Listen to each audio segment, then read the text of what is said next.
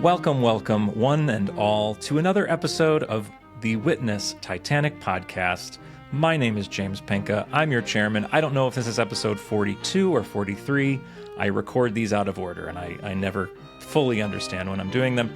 But I'm very excited for today's episode because it's rare that someone reaches out to us and wants to talk about history with us. I'm always begging people to do this, and somebody reached out and said they like the podcast and they'd love to talk about their particular expertise.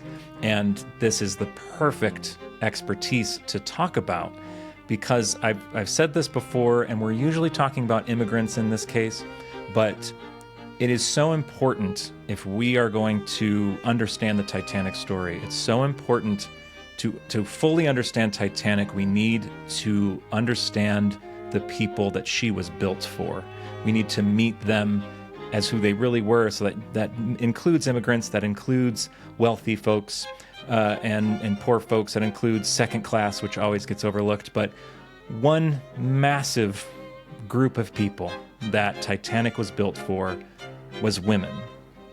And today we have an expert on a very specific time period, of unbelievably important time period for women in this country, and that is around the time of the fight for suffrage, around the fight for the 19th Amendment. Women at the turn of the century were going through an incredible step forward in their rights in the United States and around the world. So today's witness, for the last 35 years plus and counting, has been educating the world on the 19th Amendment and its ratification. She has a book called The Perfect 36, Tennessee Delivers Women Suffrage, a DVD called Generations, American Women Win the Vote. She co-founded the Tennessee Women's Suffrage Heritage Trail, the current chair of the National Votes for Women Trail Committee, co-produced the podcast Her March to Democracy, Stories Along the National Votes for Women Trail. She seems to have done everything around this topic, so she really is an expert. To come in for our inquiry, please welcome Paula F. Casey. Applause. Thank you, James. From around the world. Thank you so much for being here, Paula. It's fun to touch on a topic that listeners of my podcast know that I talk about this a lot. We often talk about the men, the heroism of the men, and we talk about the women in regards to the men and how they were saved by the men, and how it skews that direction.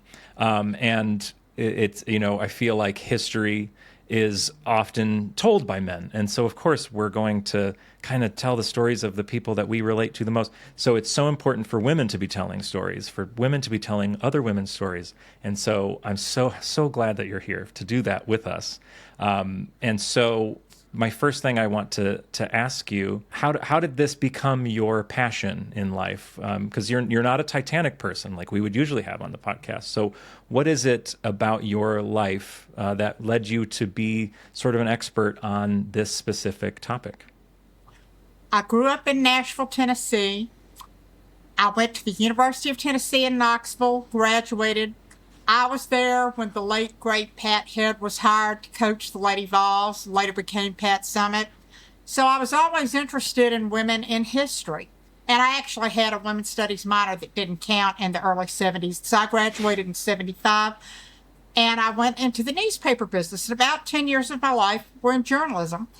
And I was always interested, and I had a lot of feminist mentors, and I worked to get a lot of women elected. But I was particularly drawn to this story about how women won the right to vote. And I want to emphasize that they won it. Nobody gave it to them.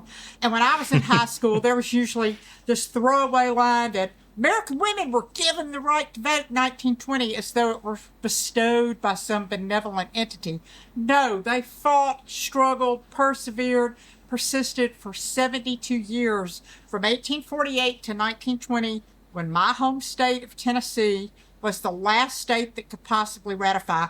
And James, I was 21 years old before I knew that story. I grew up in Nashville, the capital of Tennessee, graduated from the University of Tennessee, Knoxville, and I did not know this story until I was 21.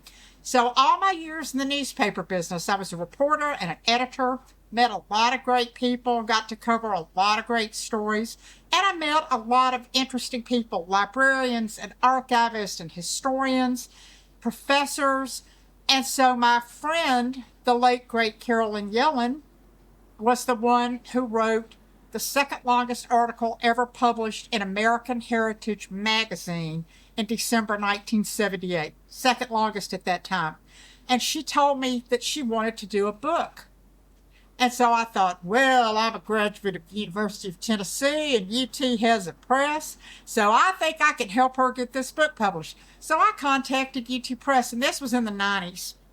And we had the 75th anniversary celebration in 1995 because it was actually ratified in Tennessee on August 18th, 1920.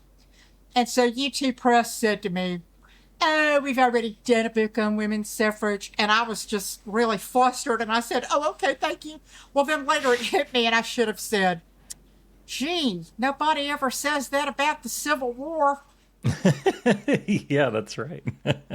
So that's really kind of what began my passion. And Carolyn was the one who directed me. And then I met so many great people. And I was involved with organizations and I just really felt like this was an area of history that deserved further mention and exploration. And then, of course, after 1995, people started paying attention at the turn of the century. And then 2020, as you know, was the centennial anniversary. And the suffragists, and just so your listeners and viewers know, the correct term in the United States is suffragist. The British were the suffragettes and the Canadians. And they were considered so radical that the Americans distinguished themselves, and all of the women and the men who supported suffrage were suffragists. And so I got involved with all of these different things. We did the book, and then out of that, I did a video that became a DVD and streaming video. And then in 2013, I did the ebook and the audiobook. But I just feel like this is an area of history that is so important because it was a 72-year nonviolent struggle for American women to win. And I'm telling you, if you had ever told me that my state, which was hardly a bastion of progressivism, if you had said that we were going to be the state that was the final vote to ratify, I would have been stunned. Well, I was stunned. I also, prior to researching just a bit before we recorded this, I would never have told you Tennessee was the deciding vote in this matter, and so cool that happened to be the case.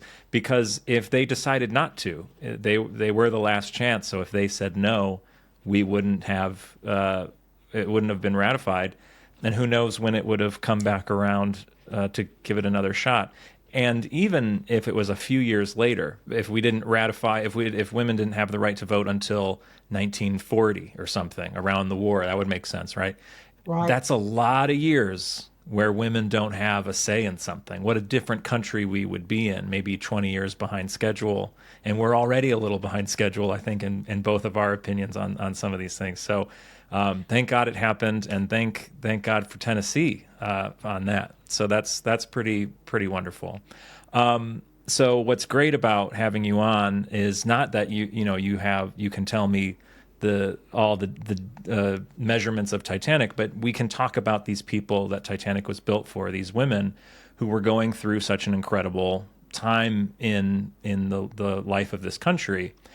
And so can you tell us a little bit about the life of a woman heading into around 1912? It can be anywhere in that progressive era. What was life like for women before the right to vote, around these women on Titanic, the life that they would have been dealing with? When we think of the progressive era, it is roughly 1890 to 1920, thereabouts. Mm-hmm. Because remember, the Civil War was the 1860s, ended in 1865. So 1890 was not that far removed. And I have to tell you, both of my mother's parents, my grandfather and grandmother, were born in 1890. And When I realized in my 20s that my grandmother could not vote till she was 30 years old, and I remember saying to her, oh, grandmother, it must have been so exciting when you got the right to vote. And she said, and I don't tell many people this, but she said, oh, it wasn't any big deal. We voted like our husbands. And I thought, Oh, no. Being the feminist that I am. But anyway, at least she voted. And she That's never true. missed an It's election. another vote. And when she died at age 90, she had never missed an election. And so I learned from her and my granddaddy the importance of voting. And so in our household, you read newspapers and you vote in every election. I mean, that's just what you do. So the women around, okay, this was the aftermath of the Industrial Revolution. And you think about that, we measure history by eras. And the Industrial Revolution really changed a lot, but it also resulted in a lot of problems in the nation.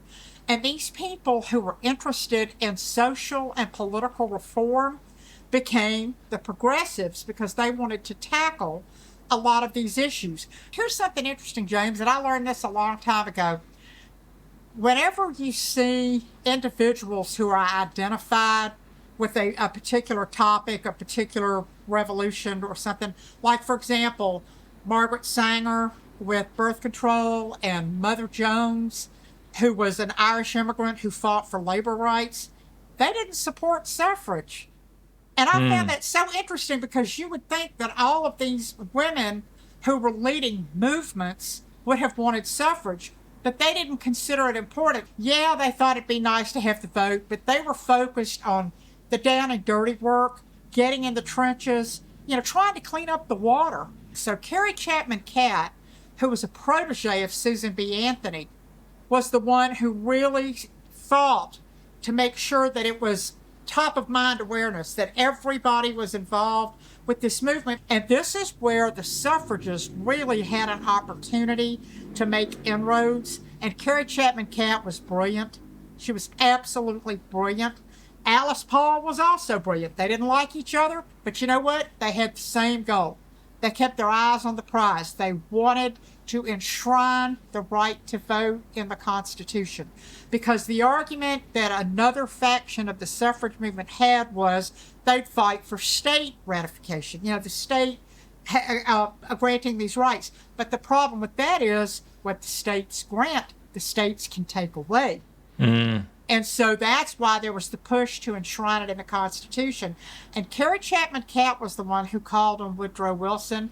And I mean, I'm just going to tell you, he was difficult. And, there are lots come out about him. And I actually spoke at the Woodrow Wilson house many, many years ago. I think it was 2000.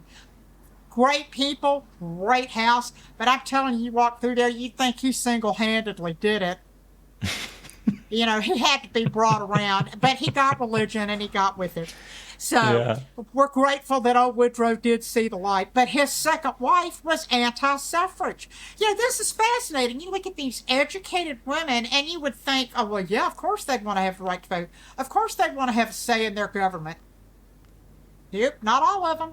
And I think that when we look at the progressive era, there is so much to be thankful for with what they did. These people persevered, as all movements do, against tremendous odds.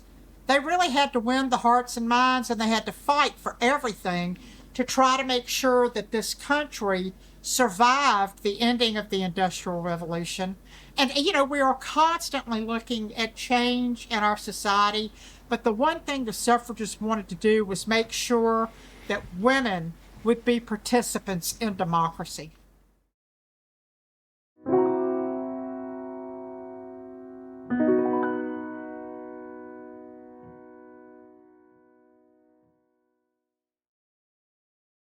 My first takeaway from what you just said is it's so fun to see your passion for this. It's like having a podcast and having someone on who speaks with such passion is such a weight off my shoulders. Thank you. But it's of course. But yes, it's amazing that in 1920 or in the years before, as recently as that, women couldn't vote. And so for our Titanic listeners out there, you have to just keep in mind that there were women on Titanic who died without the ability to ever vote to change the government that resulted in the safety measures that caused their death. Like, it's an incredible thing to not have a say at all. At least the men who died knowing that they had a chance to make the world more with it and update the safety measures. Of course, it's not like an American man could have voted on whether or not lifeboats should have been one for everybody, but our ability to change our local governments and change our national governments, it helps. And even if it's just a tiny bit, the women who died on Titanic had no say in protecting them on that trip across the Atlantic. So we get to Titanic, and I have a bunch of testimonials that everybody who listens to this podcast, you guys all know testimony means the most to me. I love hearing it in their own voice.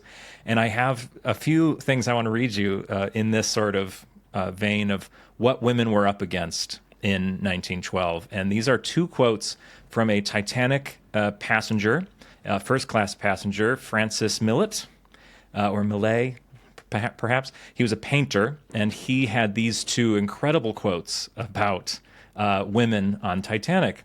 And this first one, he's describing in a letter that he wrote while on Titanic, that the letter survived. The letter got off the ship before it went across the Atlantic. And he's describing all the various rooms that Titanic has to offer. He says, she has everything but taxicabs and theaters, Turkish bath, squash court, Palm Gardens. And then he describes the smoking rooms for ladies and gents. And what he means is there was a men's smoking room and there was a ladies' reading and writing room, which was their smoking room, intended, I fancy, to keep the women out of the men's smoking room, which they infest in the German and French steamers. So he was not a fan of the women joining in the smoke room. And then he says elsewhere, I think in the same letter, he's describing to his friend the type of people on board. And he says that there are a number of obnoxious, ostentatious American women, the scourge of any place they infest, and worse on shipboard than anywhere. Many of them carry tiny dogs and lead husbands around like pet lambs. So at least one Titanic passenger, not a huge fan of the women on board. So Titanic is filled with complicated women, with women living full lives, and perhaps some of them would be fighting for the right to vote. But Titanic would actually have a big hand in pushing that. Notably with Molly Brown and others.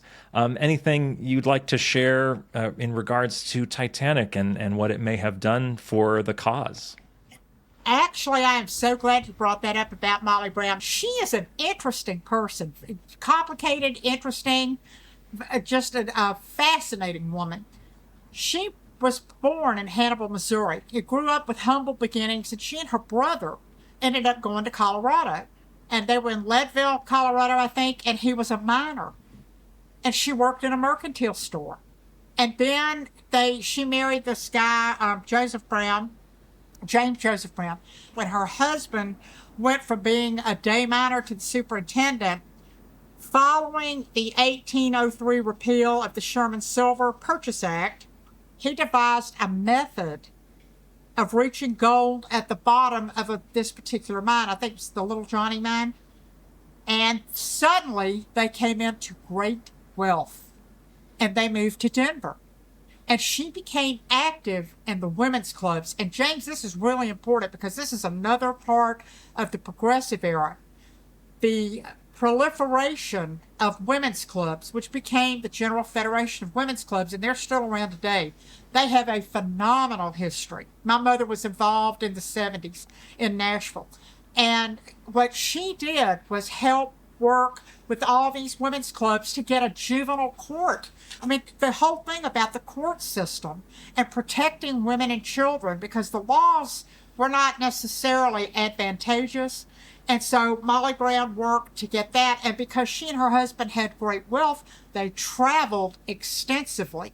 And she was in Egypt in 1912 when she got word that her grandson was ill and they wanted her to come back home. So she went from Egypt to Cherbourg, Is that how you say it in France? Yeah, Cherbourg, and yeah. she boarded the Titanic, and then she was among the survivors. And so she spearheaded or served as the head of the survivors committee. She had been involved in the suffrage movement before she went abroad. And she actually helped start a fledgling suffrage movement in Colorado. And she became good friends with Alva Vanderbilt Belmont. And because I grew up in Nashville and Vanderbilt University's there, I have known about Alva Vanderbilt Belmont for a pretty good while. And she was a major benefactor of the suffrage movement. And so she and Molly Brown were good friends. Money goes to money. You know, they all knew each other. They traveled in those circles. And it's interesting that Alva Belmont and Molly Brown were active in suffrage because there were other wealthy women like Geraldine Dodge car fame, staunchly anti-suffrage. But I am sure that there were probably other women on board who may not have been active in the movement, but they were sympathetic to the movement because there were a lot of women who didn't feel that they could speak out. What's so fascinating about this topic is that, yes, women were fighting for the right to vote, and Molly Brown was right at the forefront of it, perhaps because she didn't grow up wealthy. She became wealthy. Maybe she knew the struggle of women in lower classes. So it makes sense that Molly Brown would have fought for that. But what's fascinating with Titanic is when these women, Molly Brown in particular, when they see how the Titanic disaster goes down, how the men were separated, the women were given preferential treatment to get into the boats because, you know, the men can fight for themselves, the women, they can't. We need to put the women and children in boats.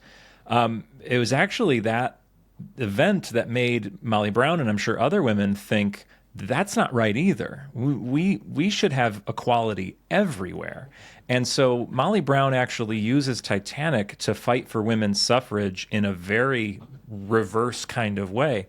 So I'll read some quotes that the Molly Brown House Museum sent me years ago that I've held on to that I just love.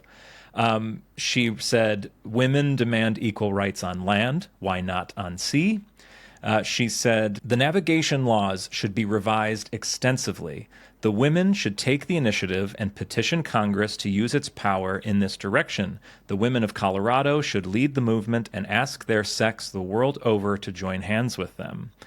She also said, "Those men on Titanic who were saved, the men on Carpathia who were saved, almost apologized as though the caring for themselves in such a case was a blight on their manhood." Like she's even bringing up a little bit of like the toxic masculinity aspect of Titanic, and there are people out there who hate when I bring that up on this podcast, but it's true. It existed. There arguably is no better example of toxic masculinity. There was a masculine expectation of these men to literally choose death. So it's pretty much the definition. And then she also said, "Money can't make men or women. It isn't who you are, nor what you have, but what you are that counts." She's just filled with these wonderful things that she said. But the biggest, the thing that most Titanic people may have heard her say, this is about her experience on Carpathia. Like she said earlier, that these men were acting like caring for themselves was a blight on their manhood. She also says in a bit more detail, "In seeing the distress of many women who were bereft of their husbands and some who had perished, it made the men feel exceedingly embarrassed, and their attitude in keeping out of sight, other than when they came to the dining saloon for meals, was that of men feeling that their lives being saved was somewhat of a stigma, and the worn expression of their faces, as though they continually were asking themselves the question, what woman's place in the lifeboat did they fill?" So just an incredible observation for this woman to make. I think it would be very easy for her to completely, I guess we would imagine someone fighting for women's rights would focus more on the strength of the women, but she's actually pointing out these men who had to go through so much. And I think that would have appealed more to men who are in charge, and in terms of convincing a populace to be supportive of women's rights. I think to appeal to the men and say, men, you shouldn't go through this either. So why are we going through it? You know, we're all equal. It's a really fascinating way to look at it. And I want to point out to you that you just reminded me, Ruth Bader Ginsburg, when she was a practicing attorney, and I think this is when she was with the ACLU, there was a case of a man whose wife died and he was denied benefits. And she ended up taking that case so that anyone who was widowed, doesn't matter if you're male or female, I mean, if you're widowed, you deserve those benefits. You have a right to them. And that was how she showed that sex discrimination cuts both ways. Absolutely. In fact, I know that because of that movie they made about that case. And that's a great way to call that out. Yes, she was fighting for a man in court. And that really highlighted the differences between the sexes in the courtroom. You know, this is also fascinating. So Molly Brown was one of the people that really led the charge, and she used Titanic and the platform she would have received from Titanic to say, you know, not only am I a woman who is wealthy and so people want to know what I have to say, but I survived the Titanic disaster. Now people are reading the article. Now people are going to my talk at the town hall. So we can thank Titanic quite a bit for a bit of a push. Especially, did Colorado ratify? Were they one of the states? Yeah. Then who knows if maybe Titanic was at least the reason Colorado ratified. Well, she was obviously an influential suffragist, and people listened to her. You know, she was able to command a following, which is remarkable. You know, she could have decided, I don't want to be in the public eye, but she persevered. I mean, it's true, she was remarkable. Yeah, I'm sure a lot of women, especially following a tragedy, would have, and men as well, would have, and Bruce Ismay is a perfect example, the Titanic's owner, the managing director of the White Star Line. He really rescinded into a bit of a depression, PTSD for the rest of his life. His life was forever marred by this. Molly Brown not only got over whatever trauma she endured in order to do all the things we're doing, she did it almost instantly because she was on Carpathia helping people. She was gathering money, getting a survivors fund going. So when they arrived in New York, these poor women in third class who just lost their husbands, their only way of making money, we need to take care of these people. And for someone in 1912 to have that foresight is remarkable.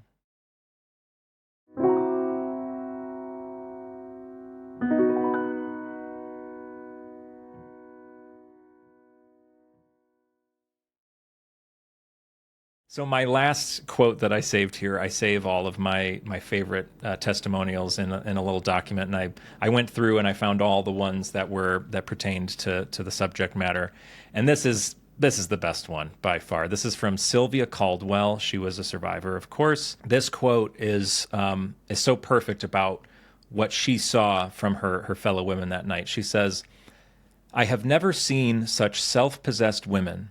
I have never seen such unselfishness among women. I have never seen such bravery among women. You, O sorrowing women of the disaster, have caused the name of women to be raised to a higher pedestal." Right? Isn't that a great Phenomenal. quote? So she saw this terrible tragedy, and she saw women like Molly Brown and others stepping up to the plate, rowing in the lifeboats. Many of them picked up an oar. Molly Brown famously did. One of our survivors we spoke to in this podcast, maybe back in season 1, she complained that the seamen in the boat didn't know how to row, so she was showing them how to row a boat.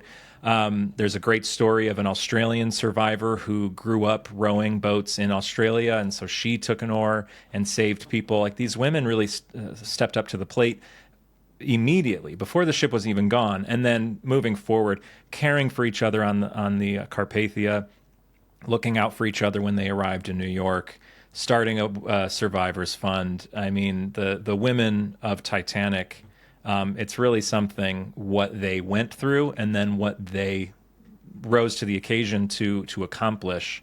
And men did it too, absolutely, but we're here to talk about the women and celebrate them in this incredible story. So to wrap this up, I just have just incredible stories. Thank you for sharing these. I wanted to say I feel like you should start a podcast on this, but you already have.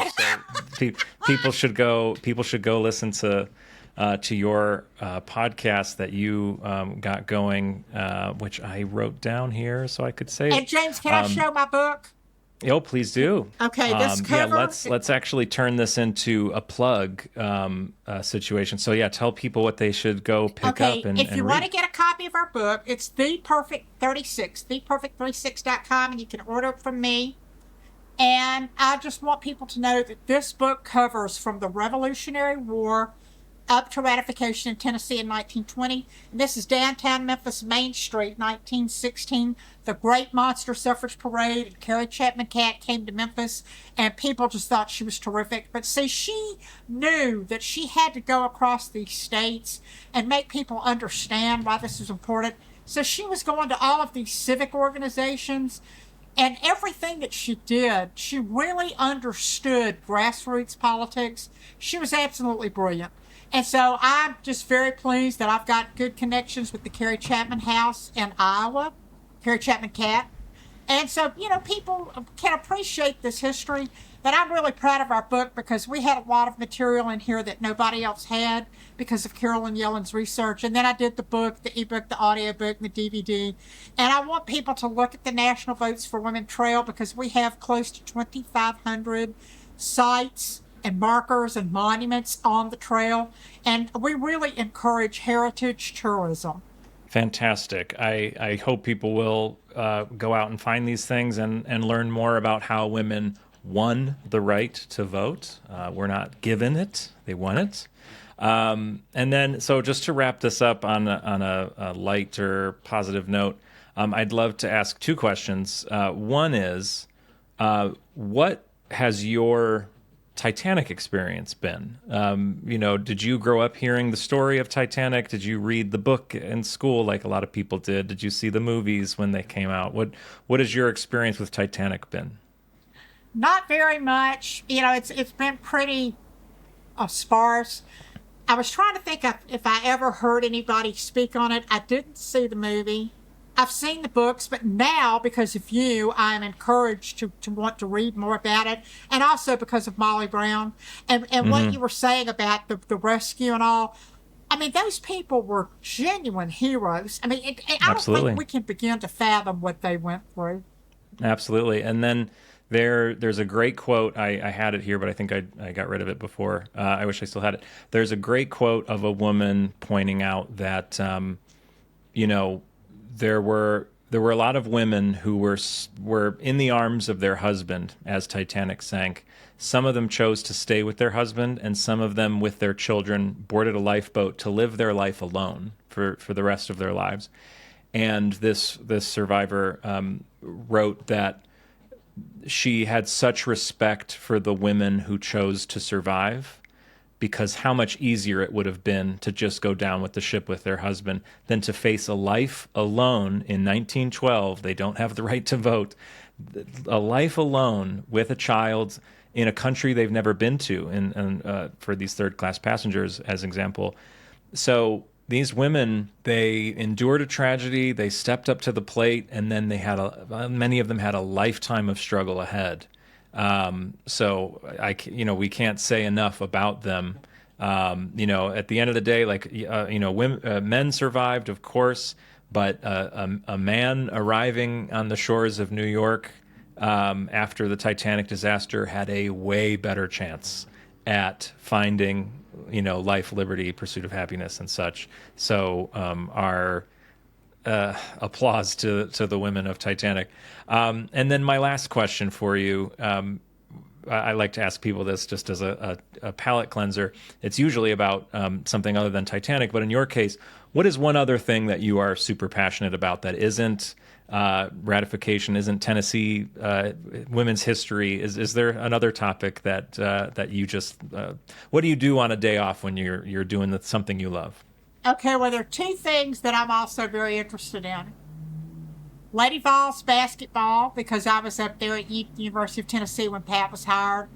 And she's been gone 10 years, June 28th of this year, 2026. But she was remarkable, and seeing what she did for women's sports, it's just amazing. And I have been asked to serve on an advisory committee along with Colleen Jenkins, Elizabeth Cady Stanton's great-great-granddaughter, and we're probably going to work with the Pomeroy Foundation, which paid for all of those markers. There's roughly 225 national votes for women trail markers. We are looking to do revolutionary women markers, 250 across the country. And I'm just going to tell you, I'm nominating Pat for one of them. But there are going to be opportunities for us to acknowledge perhaps 5 women per state. And the Pomeroy Foundation is willing to fund it. And so we're going to partner with a 501c3 organization so that we can get these markers. And we'll deal with scholars and historians so that this will be an opportunity to celebrate America 250. And that was another thing too, James. With America 250, we've got a real opportunity to study and appreciate our founding documents like the suffragists did and Joe Hanover, and really think about what do we want this country to be? How do we go forward? Yeah, they say a lot of civilizations and countries that 250 is usually the place where it starts to crumble. And if we're going to keep that from happening, we'll work together and keep everything moving forward. I like that. I tried to guide you into something else that you do for fun, and it was still about women, which is totally fine. It just goes to show Elvis, how passionate. I'm an Elvis fan. There we go. That's what I wanted to hear. Elvis. That's I live great. in Memphis. I'm in Elvis land. Of course, you have to be. I'm a big Elvis, Johnny Cash, Beatles, all that stuff. I got a whole history of that. Yes, I've done a lot of shows with Elvis impersonators. So. Oh wow! Well, let me just tell you, when I was in high school, I was 16. George Jones and Tammy Wynette were married, and they lived next door to my parents. And Tammy Wynette thanked me for playing with her children. Wow. That's royalty, Tennessee royalty. And I love Johnny Cash. Yes, oh, we all do. That's great. But yeah, again, you got back to women anyway because you're so passionate about women having the opportunity to do the things that they should have the opportunity to do. So for that, we thank you, and we thank you for being a witness on Witness Titanic. This was a very fun departure from just talking about lifeboat launch times and rockets. Thank you. You're a great podcast host. Thank you so much.